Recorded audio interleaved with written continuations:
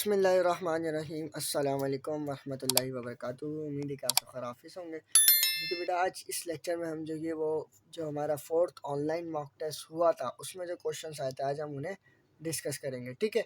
सो एक बात मैं आपको पहले बताऊं कि बेटा इन एमसीक्यूज की अगर जिसको भी पीडीएफ चाहिए हो ना, तो ये मेरा नंबर आपको शो हो रहा होगा। इस नंबर पे जो है आप मेरे से कांटेक्ट करके ये मेरे पीडीएफ ले सकते हैं। ठीक है। इस पूरे जो ऑनलाइन मॉक टेस्ट की हमारी जो पीडीएफ होती है वो आपको फ्री ऑफ कॉस्ट में आपको प्रोवाइड कर दूंगा। ठीक है। सो बेटा आज की इस वीडियो में हम जो है वो डिस्कस करेंगे कि हमारे जो फोर्थ ऑनलाइन मॉक टेस्ट में मैथ पोर्शन के जो क्वेश्चंस आए थे वो हम पढ़ेंगे। ठीक है। तो मैंने कौन से क्वेश्चंस दिए थे और कुछ ऐसे एक दो क्वेश्चंस थे जो थोड़े हार्ड थे, तो उसको हम यहाँ पे समझ लेंगे। ठीक है। सो अगर आप उससे पहले चैनल पर न्यू आए हैं तो काइंडली चैनल को लाजमी सब्सक्राइब करें और बेल आइकन पर हिट करें ताकि आने वाली लेटेस्ट वीडियो आपको मिल सके। क्वेश्चन नंबर 1 देखें, आपको क्या कह रहा है बेटा। वो आपको कह रहा है कि 75% ऑफ 100 और 50% ऑफ 100। तो ये परसेंटेज वाले क्वेश्चंस मैं आपको अपने जो परसेंटेज वाले लेक्चर में समझा चुका हूँ बहुत अच्छे से। आपका कॉन्सेप्ट वहाँ पे क्लियर हुआ है। तो कैसे निकालते हैं हम किसी भी नंबर का परसेंटेज। तो परसेंटेज की साइन हटेगी, डिवाइड में 100 आ जाएगा, मल्टीप्लाई बाय ऑफ का मतलब होता है मल्टीप्लाई और यहाँ पे आ जाएगा 100। ठीक है। फिर प्लस एज इट इज़, फिर आ जाएगा 50% की साइन हटी, डिवाइड में 100 और ये ऑफ का मतलब मल्टीप्लाई वापस 100। ठीक है। तो अब यहाँ पे क्या हो जाएगा बेटा, मेरे पास यहाँ पे जो है वो 100 से 100 कैंसिल, यहाँ पे भी 100 से 100 कैंसिल। ठीक है। तो यहाँ पे क्या बचा 25 और यहाँ पे क्या बचा मेरे पास 50। तो जब इन दोनों को प्लस किया तो मेरे पास कितना आ गया 75।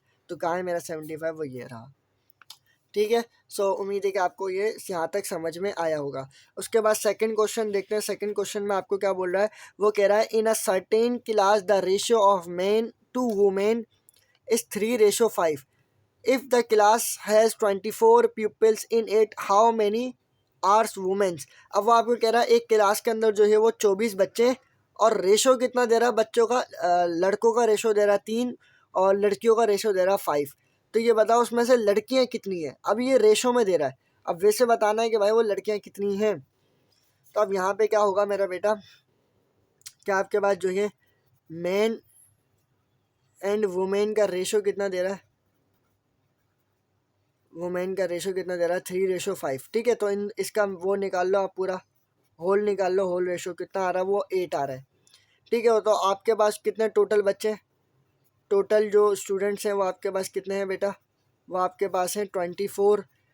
ठीक है। तो अब यहाँ पे क्या होगा कि 24 को जब मैं 8 से डिवाइड करूँगा तो मेरे पास क्या आ जाएगा, एक होल पार्ट आ जाएगा। तो जब मैंने 24 को 8 से डिवाइड किया तो एक पार्ट में यानी कि 1 पार्ट के अंदर जो है एक पार्ट के अंदर कितने बच्चे बैठे हुए हैं, वो 3 बच्चे बैठे हुए हैं। ठीक है ना। 8 1 जा 8, 8 3 जा 24, तो 3 बच्चे बैठे हुए हैं। अब मुझे मालूम करना था कि उसमें से लड़कियां कितनी है, तो लड़की का रेशो कितना था 5। तो मैं क्या करूँगा, 3 को जब मैं 5 से मल्टीप्लाई करूँगा तो मेरे पास आंसर क्या आ जाएगा 3 5 जा 15। ठीक है। तो लड़कियाँ कितनी थी उस क्लास के अंदर, वो 15 लड़कियाँ बैठी हुई थी। ठीक है। सो उम्मीद है कि आपको यहाँ तक समझ में आया होगा। अच्छा, उसके बाद क्वेश्चन नंबर 3 देखें। वो आपको क्वेश्चन नंबर 3 के अंदर क्या बोल रहा था, वो आपको कह रहा था कि what is the rate of discount if a car which price was 4000 was sold and जो है 3200। अब आपको ये कहना चाह रहा है रेट ऑफ डिस्काउंट मुझे मालूम करके दो, कि मतलब उसको डिस्काउंट कितने का हुआ। ठीक है। रेट ऑफ डिस्काउंट्स को बताओ कि अगर उसने ख़रीदी इतने की और बेची इतने की। ठीक है। तो ये सिंपल है, मैंने आपको मैं अभी इसके ऊपर मैंने आपको रिसेंटली लेक्चर अपलोड किया इसके ऊपर, और उसमें मैंने आपको बताया कि डिस्काउंट रेट का फार्मूला हमारे पास क्या होता है बेटा। डिस्काउंट रेट जो है वो बराबर होता है एक्चुअल प्राइस, ए पी का मतलब है एक्चुअल प्राइस, माइनस का एस पी का मतलब होता है सेलिंग प्राइस, डिवाइड में क्या आ जाएगा हमारे पास एक्चुअल प्राइस आ जाएगा, मल्टीप्लाई बाय 100। ठीक है। तो ये मेरे पास फार्मूला होता है। आप फार्मूले में वैल्यू पुट कर दो, एक्चुअल प्राइस कितनी दे रहा है, यानी कि जो खरीदी उसने, तो कितने की खरीदी 4000 रुपये की खरीदी, तो कितना आ जाएगा 4000 माइनस सेल कितने की उसने 3200। यानी कि सिंपल वर्ड्स में आपको बोला इसमें लॉस कितने का हुआ है। रेट ऑफ डिस्काउंट का मतलब है उसमें लॉस कितने का हुआ है, परसेंटेज में बताना है। तो आपके पास ये फार्मूला है। ठीक है। तो ये आपने जो है इसमें डिवाइड में रखा 4000। ठीक है। एक्चुअल प्राइस तो मल्टीप्लाई बाय 100। ठीक है। तो इसमें से जब इसमें क्या कहते हैं, जब इसमें से इतने जाएंगे तो कितना बचेगा 800 बचेगा। 4000 में से जब वो जो ये 3200 जाएंगे जितना 800 रुपये बचेगा। ठीक है। तो जब में आएगा 4000 मल्टीप्लाई बाय 100। तो 2 जीरो से 2 जीरो कैंसिल, 1 जीरो से ये 1 जीरो कैंसिल। ठीक है। तो ये हो जाएगा 4 1 4 4 2 8। जब इसने इसको मल्टीप्लाई किया तो कितना बचेगा 20%। ठीक है, ऐसे ही होगा, 20% बचेगा। तो कहाँ है मेरा 20%, वो ये रहा। ठीक है, सो उम्मीद है कि बेटा आपको समझ में आया होगा जो मैंने आपको समझाया। अच्छा, उसके बाद ये वाला क्वेश्चन दे रहा था, तो ये तो मैं आपको समझा चुका हूँ, बच्चे वाला क्वेश्चन है, ये आप मुझे कमेंट में बताइएगा। ठीक है, सो उम्मीद है कि आपको यहाँ तक हर चीज़ क्लियर हो गई होगी। सो अब आगे चलते हैं।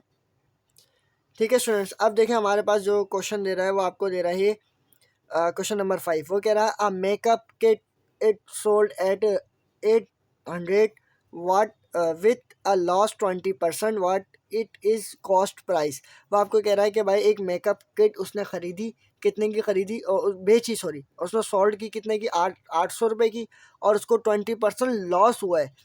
तो ये बताओ उसकी कॉस्ट प्राइस क्या होगी, यानी कि उसने एक्चुअल प्राइस यानी कि पूछ रहा है आपसे वो उसने ख़रीदी कितने की थी।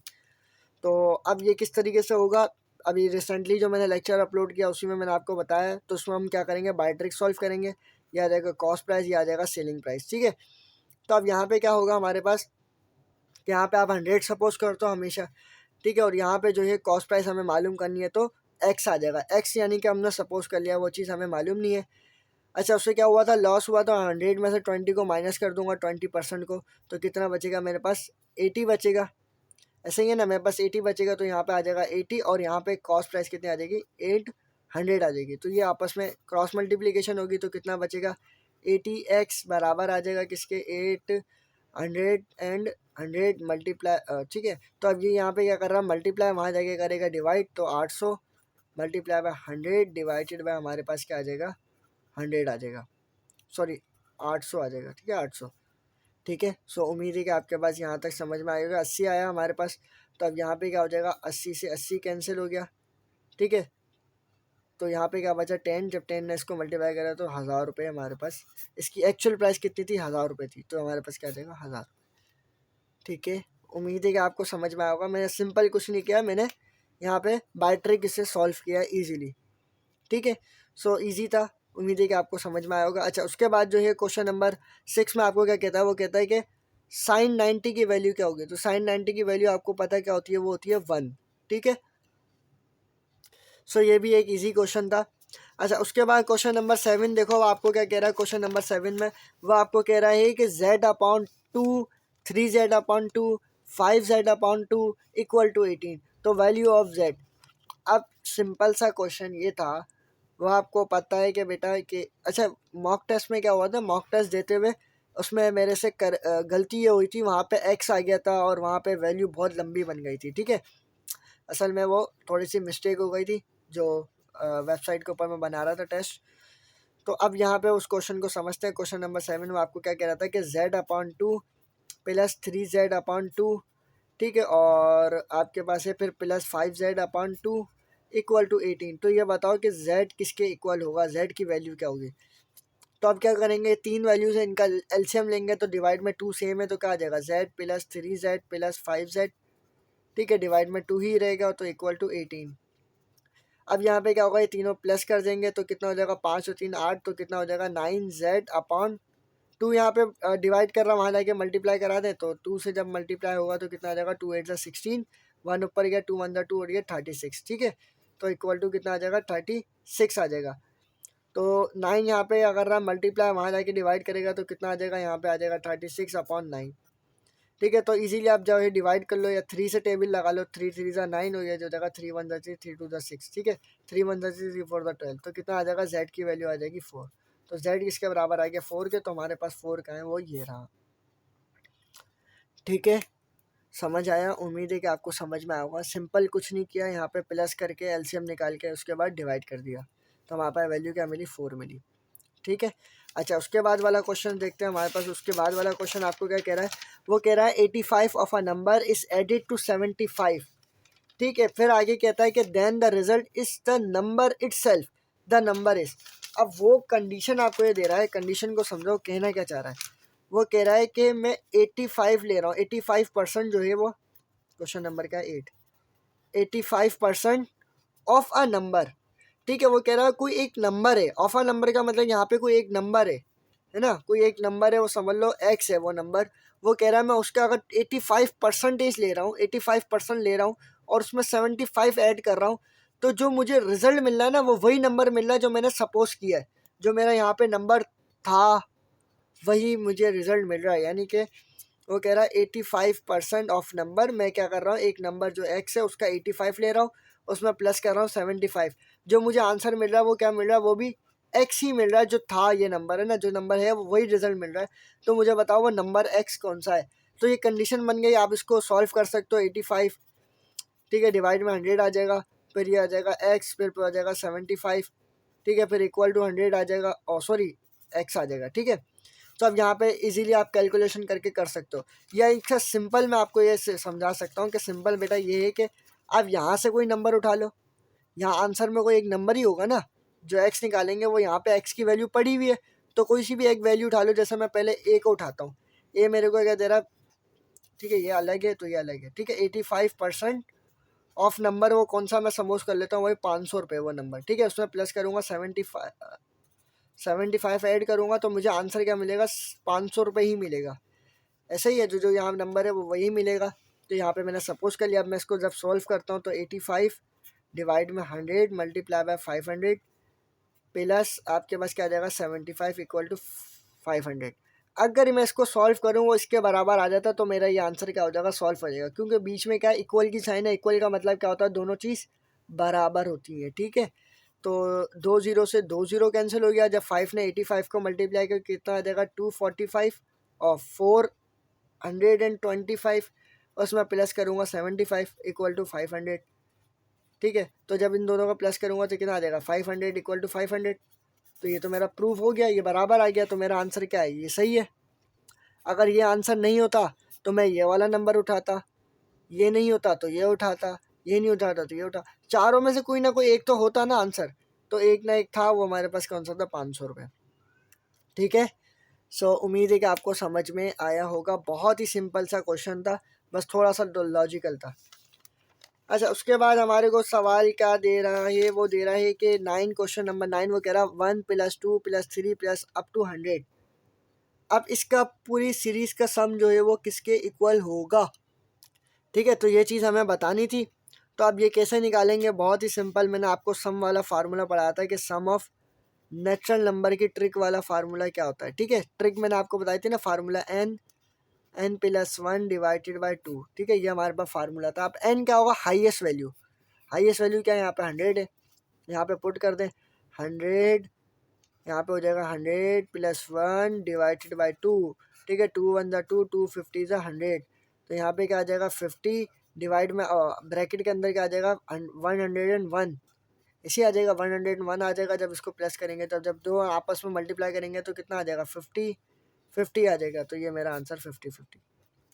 ठीक है, सो उम्मीद है कि आपको यहाँ तक भी क्लियर हो गया होगा। अब नेक्स्ट क्वेश्चन के ऊपर डिस्कस करते हैं। क्वेश्चन नंबर 10 है, हमारे को दे रहा है, वो कह रहा है the mean of the data. ठीक है, हमें क्या करना है, डेटा का मीन निकालना है। तो आप ये डेटा हमारे को दे रहा है। अब डेटा कुछ फ्रैक्शन में भी है। ठीक है, तो सिंपल है, मैं आपको मीन मोड मीडियन वाला लेक्चर पढ़ा चुका हूँ। नहीं देखा तो आपने तो आई बटन में उसकी लिंक मिल जाएगी, तो आप देख लीजिएगा। ठीक है, तो सिंपल सा जो ये क्वेश्चन है, तो आप इसको, ये आपका होमवर्क में, ये आप मुझे बताइएगा। आपने पहले कुछ भी नहीं करना। ठीक है, पहले जो है आप वो इसका क्या कहते हैं, पहले जो भी फ्रैक्शन वाली टर्म है ना, जो सेम है फ्रैक्शन वाली टर्म, तो उसका आप उसका जो है मीन निकाल लो, यानी कि एलसीएम। ठीक है, और जो सेम वाली जो है ये जैसे 3/4 और 1/4, और इन दोनों का मीन निकाल लो। फिर जो वैल्यूज़ आए फिर वो डेटा में पुट करके फिर सबका एक साथ मीन निकाल लो, या ऐसा कर सकते हो सबका एक साथ ही निकाल सकते हो। ठीक है, तो ईजी है, ये आप मुझे बताइएगा कि इसका आंसर क्या मिला। अच्छा, वो कहता है find the mode of first 9 multiple of 9। ठीक है, वो कह रहा है क्या भाई, फर्स्ट 9 मल्टीपल ऑफ 9 का मोड निकाल के दो। तो बेटा आपको मोड पता है क्या होता है, मोस्ट फ्रीक्वेंट वैल्यू। यानी कि ऐसा मतलब मोड का मतलब ये होता है डेटा में जो वैल्यू जितनी टाइम्स रिपीट होगी वो उसका मोड होगा। तो शुरू के 9 यानी कि 9 से बोल रहा है ना, तो 1 2 3 4 5 6 7 8 और ये 9, इसमें कोई वैल्यू रिपीट हो रही है, कोई भी वैल्यू रिपीट नहीं हो रही, तो इसका इस वजह से इसका क्या कोई भी मोड नहीं होगा। अच्छा, वो फिर वो आपको कहता है कि what is the mean of the first 9 multiple of 9। हमें क्या करेंगे, मीन निकालेंगे फर्स्ट 9 नंबर्स का और उसको मल्टीपल करेंगे किससे, 9 के साथ। तो ये इजी है, आपको पता है किस तरीके से करते हैं, मैंने आपको ट्रिक भी बताई थी। तो हमारे पास यहाँ पे डेटा लिखा हुआ वही ना, शुरू के 9 नंबर्स मेरे पास लिखे हुए। तो इसमें इसका मीन क्या निकलेगा, वो निकलेगा 5, ठीक है। फिर उसको मल्टीप्लाई करना है किससे, 9 के साथ, यानी कि मल्टीप्लाई करना है तो 5 9 45। तो हमारे पास ये आंसर हो गया, ठीक है। तो उम्मीद है कि समझ में आया होगा कि मुझे क्या करना था, मीन निकालना था, अर्थमेटिक मीन शुरू के 9 नंबर्स का। तो वो मैंने ये लिखा हुआ था डेटा, ठीक है। तो आपको पता है मीन निकालने का फार्मूला क्या होता है, 1 + 2 + 3, मतलब उसको प्लस करेंगे फिर उसको 9 से डिवाइड करेंगे।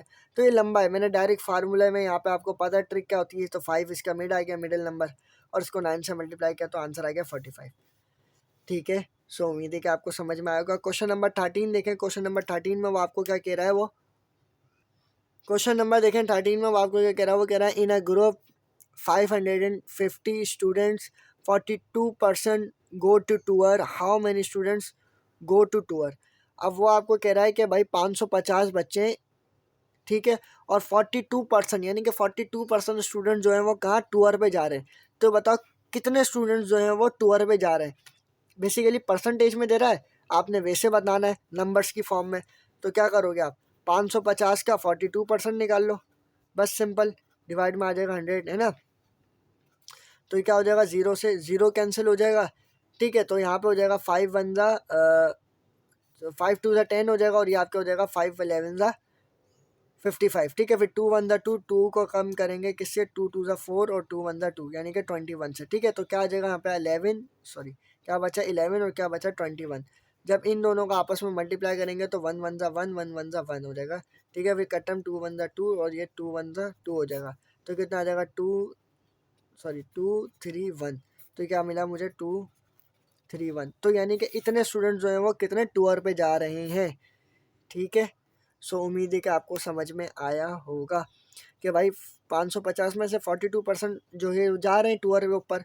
तो मैं क्या करूँगा, मैंने 550 का 42% निकाल लिया, तो कितना मिला मेरे को, वो इतना मिला। तो इतने बच्चे कहाँ पे जा रहे हैं, टूर पे जा रहे हैं, ठीक है। सो उम्मीद है कि आपको समझ में आया होगा। अच्छा, उसके बाद कहता है कि व्हाट % ऑफ 50 इज बी।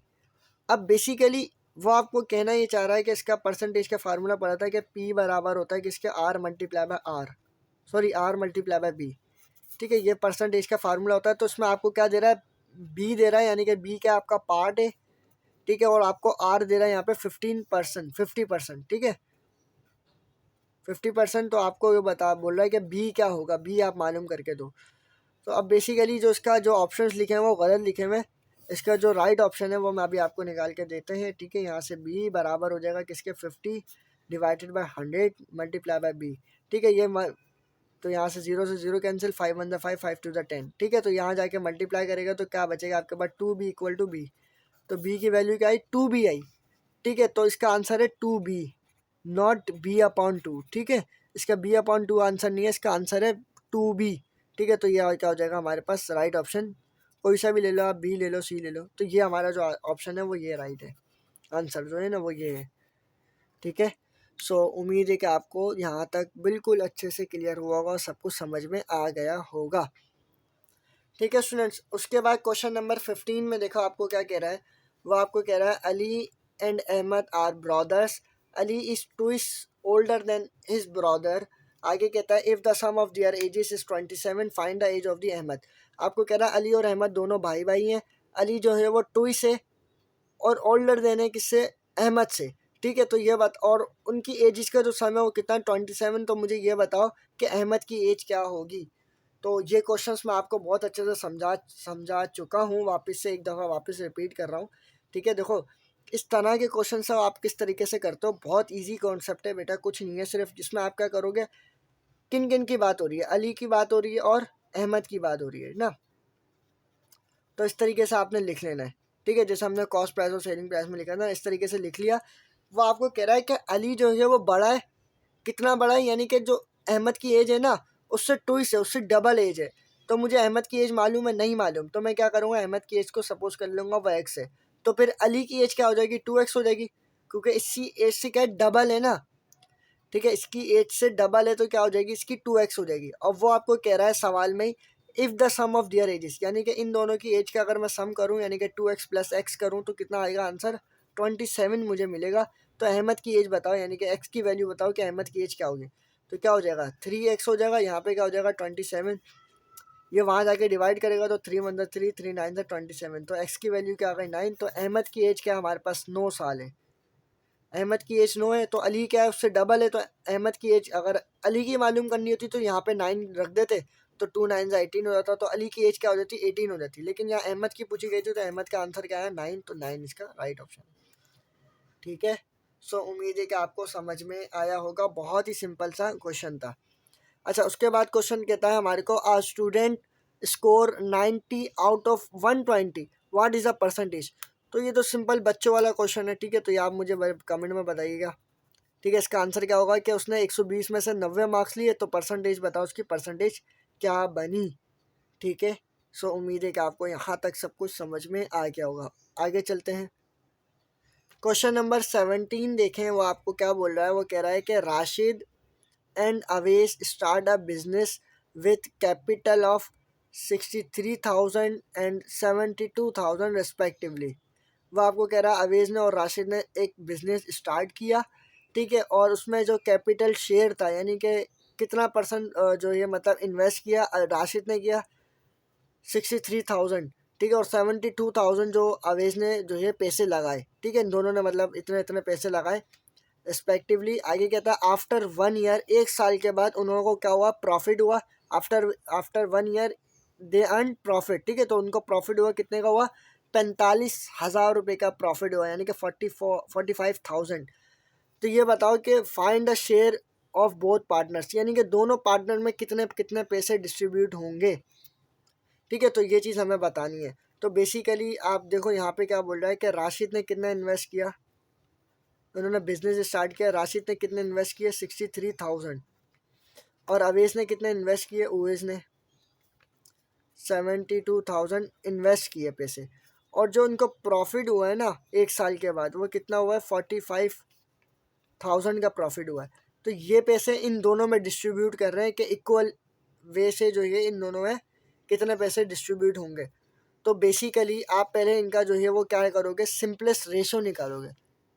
ठीक है, कितना परसेंट इसने इन्वेस्ट किया, कितना परसेंट इसने इन्वेस्ट किया, पहले आप ये बताओगे कि इनका रेशो निकालो कि कितना रेशो इसने इन्वेस्ट किया, कितना इसने इन्वेस्ट किया। तो आप क्या करोगे 63,000 को इक्वल रख दोगे किसके 72,000 के। ठीक है, पहला स्टेप हमारे पास ये है।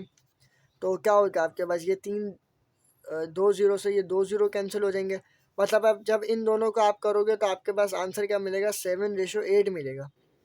ठीक है, पहला स्टेप हमारे पास क्या होगा कि इसका सिंपलेस्ट रेशो निकालोगे। तो यानी कि 7 जो ये परसेंट इसने इन्वेस्ट किया राशिद ने, और तो 8% इसने इन्वेस्ट किया अवेश ने। ठीक है, इसका सिंपलेस्ट रेशो निकल गया। दूसरा स्टेप होगा हमारे पास कि इनके रेशो का सम कर दो। ठीक है, तो 7 + 8 कितना हो जाएगा हमारे पास 15 हो जाएगा। ठीक है ना, 7 + 8 कितना हो जाएगा 15 हो जाएगा टोटल इनका रेशो। अब जो है इसका फार्मूला हम लिखते हैं कि भाई हमारे पास जो कि फार्मूला क्या होगा कि इनका कि इन्होंने कितना परसेंट किसको मिलना चाहिए। ठीक है ना, जो पैसे डिस्ट्रीब्यूट होंगे कितने इसके होंगे और कितने पैसे इसके होंगे। तो इसका फार्मूला होगा हमारे पास क्या होगा, शेयर ऑफ एक्स। ठीक है, share of x divided by sum of ratio, sum of ratio multiply by profit. ठीक है, अब एक्स का मतलब है कि कितना परसेंट इसका, यानी कि एक्स की जो है वो राशिद है, एक्स यहाँ पे अवेश भी है। ठीक है ना, कितने पैसे इसे मिलने चाहिए, कितने उससे मिलने चाहिए। तो शेयर ऑफ आइए, अभी मैं शेयर कर रहा हूँ किसको, जैसे मैं शेयर कर रहा हूँ भाई यहाँ पे राशिद को, तो राशिद का कितना शेयर था 7% था। ठीक है, और सम रेशो का कितना आया वो 15 आया, मल्टीप्लाई बाय प्रॉफिट कितने का हुआ 45,000 का प्रॉफिट हुआ है। ठीक है, जब इसको हम इससे डिवाइड करेंगे तो हमारे पास, जब इनकी कैलकुलेशन करेंगे तो हमारे पास आंसर क्या बनेगा 21,000। ठीक है, तो यानी कि 7% किसका था राशिद का, तो ये वैल्यू किसकी आ गई राशिद की आ गई।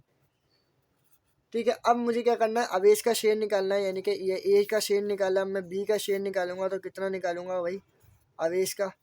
ठीक है, तो अवेश का जो शेयर आएगा वो कितना था 8% था, डिवाइड में रेशो कितना था 15% का। ठीक है, मल्टीप्लाई बाय 45,000। जब हम इसकी कैलकुलेशन करेंगे तो हमारे पास क्या आंसर आएगा, जब इसको मल्टीप्लाई डिवाइड कर लो तो आपके पास आएगा 24,000।